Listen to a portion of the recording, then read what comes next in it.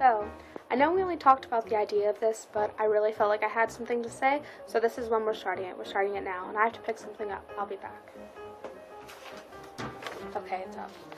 I really don't know how to do these, so I had to take a few notes, but I think I have my thoughts planned out enough. I'm going to hold it.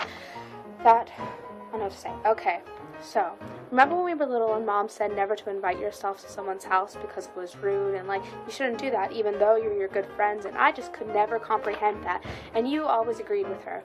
Well, I think she was wrong.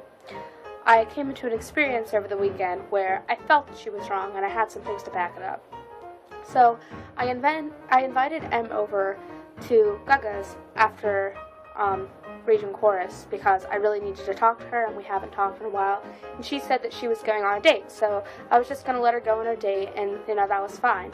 So it was like 11 o'clock and I was really tired because it was a long day at Regions, and I was about to go to sleep, and I'm like 5 minutes away from sleep when suddenly I hear a knock on the door, and Pappy goes and answers it, and it's Em Reger, and it was the weirdest thing, but it was one of the funniest things, and although it was a misunderstanding, she sort of did invite herself over to Gaga's, but it was so okay and funny that it really didn't even matter, and I am losing days and days with him, and it was so nice that she could just come over even for one more day that we wouldn't have together.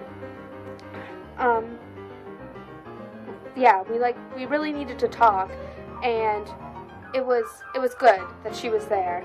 And I think that a real friend, you could come over to their house or go to their house, or they can come to your house without it being weird and awful, and they wouldn't mind because you're that good of friends. Like, Em could come over right at this instant, and I wouldn't even care because she's my best friend.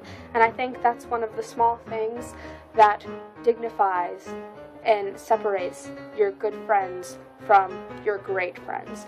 And I know that Em is a great friend, so I need to share that with you. Okay, so which comes to chorus. Regional chorus was absolutely fantastic, but I got to see that guy there, and it was just a lot of seeing that guy there. I would sing a little, and then I'd look a little over at him, then I'd sing a little more, and then I'd look a little more, and I swear he was looking at me, but it could have just been my eyes. I sort of want to go get them checked just to see if maybe I was making up stories, but maybe not, just to have the hope that he was, so that's always cute and fun. But it reminded me that I've been starting to live by the quote that, I want to get this right, so I have to read it. It's because you're beautiful. I enjoy looking at beautiful people, and I decided a while ago not to deny myself the simple pleasures of existence. And I just really lived by that during regional chorus, and it was really nice, and I really don't regret it. And I started thinking about that quote, and I was like, that's really creepy. Like, it's really creepy, and I wonder if I would explain, if people would hear it, and they would explain it, that things would stop becoming creepy, because I think a lot of people just think that way. Like, they don't mean to be creepy, but they just want to look at beautiful people, and they deserve that. And I really don't think that's creepy, and I think because we live in a society that's awkward, and everyone says they're awkward and says they're creepy with people, but I honestly think people are just taking advantage of their situations, and I really support it. And maybe that makes me creepy, but that's alright. But back to the simple pleasures of existence.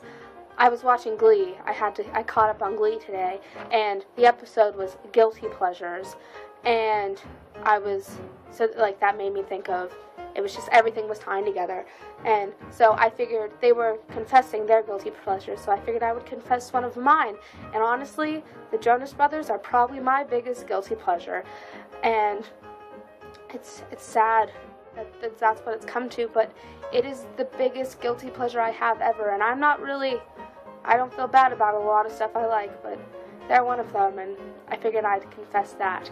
But I also thought of Zay Frank's video he recently posted. It was about his happy list, and how maybe what we think, the things that make us happy, the big things, aren't really the things that make us happy, and what happiness is defined by are the more littler things.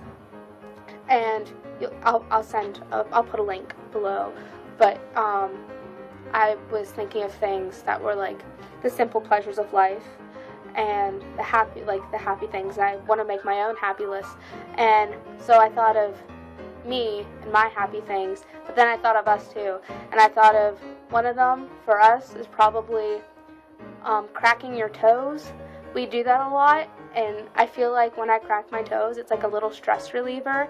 It's almost a pet peeve that, like, if you can't crack your toes, like, you don't want them to make a sound, because it's a simple thing that you should be able to do, and once it's done, it's just a big stress reliever, and it's the strangest thing.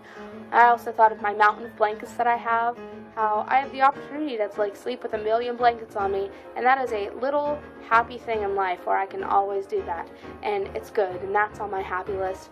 And then I thought more about things that would be on our happy list, and I think the smell of fresh gas in the morning would really show that. So those are the things on my happy list. So how I'm going to end this video is, what's on your happy list and what are your guilty pleasures? So I guess I'll see you tomorrow. Good night.